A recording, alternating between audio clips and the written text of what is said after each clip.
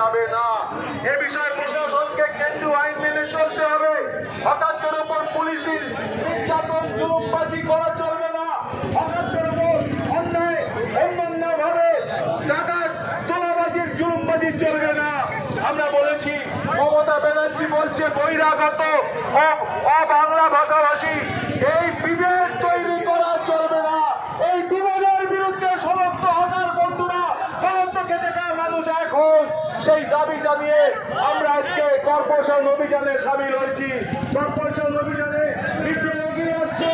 রেলের মন্ত্রীর পদদেশ থেকে আমরা এই রাস্তাটাকে খালি করে দিতে বলবো প্রশাসনকে, যেতে আমাদের সাহায্য করুন।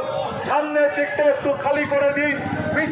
মিছিল যাতে সুস্থভাবে এগিয়ে যেতে পারে